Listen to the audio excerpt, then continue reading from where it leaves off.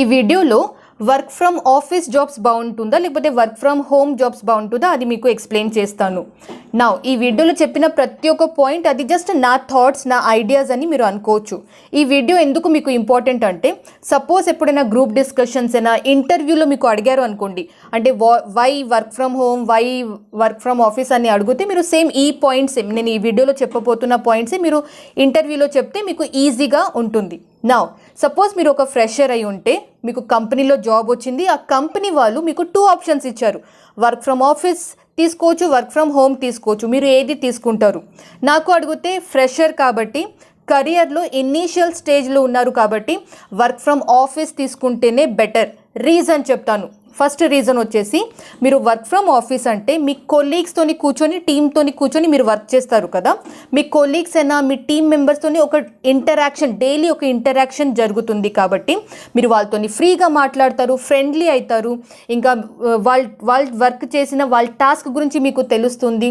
మీరు ఇంకా ఫ్లోర్లో కూడా వేరే వాళ్ళతోని క్యాఫిటేరియాలో వెళ్ళేటప్పుడు మీరు మాట్లాడుతుంటారు కాబట్టి డెఫినెట్లీ వేరే స్కిల్స్ గురించి మీకు తెలుస్తుంది. చాలా కొత్త కొత్త వాళ్ళతోని మాట్లాడుతుంటే మీ కమ్యూనికేషన్ స్కిల్స్ కూడా పెరుగుతుంది, మీ నెట్వర్క్ పెరుగుతుంది, ఇంకా మీ కాన్ఫిడెన్స్ లెవెల్ కూడా పెరుగుతుంది. ఈ నెట్వర్కే డెఫినెట్లీ మీకు లాంగ్ రన్లో చాలా యూజ్ అవుతుంది. ఇది వచ్చేసి first benefit work from office చేస్తే ఫ్రెషర్స్. సెకండ్ బెనిఫిట్ వచ్చేసి, ఒక కంపెనీలో మీరు జాబ్ చేస్తారు కాబట్టి కార్పొరేట్ కల్చర్ ఎలా ఉంటుంది మీకు అర్థమవుతుంది. కార్పొరేట్ కల్చర్ ఇంకా ప్రాసెసెస్ ఎలా పనిచేస్తుంది అంటే, ఒక టీంలో ఎలా ప్రాసెసెస్ని ఫాలో చేస్తారు, డిసిప్లిన్గా 1 by 1 స్టేజెస్ ఎలా ఉంటాయి, ఇవి అన్నీ కూడా మీరు రియల్ టైమ్గా మీరు ఎక్స్పీరియన్స్ చేస్తారు.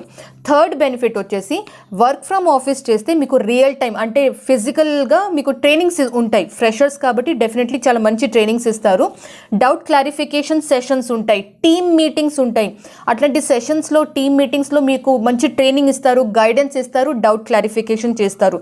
ఈ ఇనీషియల్ స్టేజ్ ట్రైనింగ్ మీకు లాంగ్ రన్లో కూడా డెఫినెట్లీ యూజ్ అవుతుంది.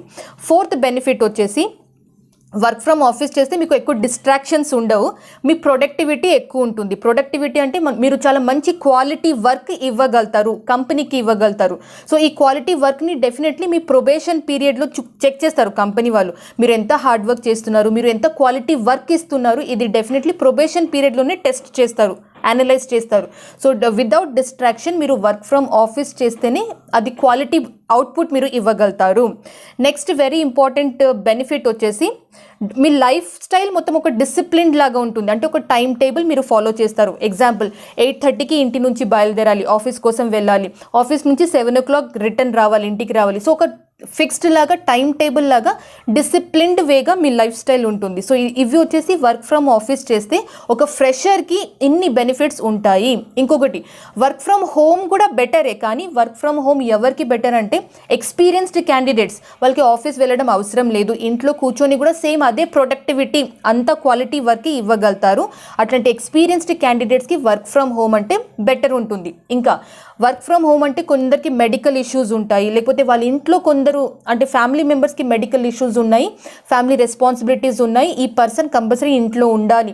అట్లాంటి క్యాండిడేట్స్ కూడా వర్క్ ఫ్రమ్ హోమ్ తీసుకోవచ్చు. అంటే ఎక్సెప్షనల్ కేసెస్ మనం అనుకోవచ్చు.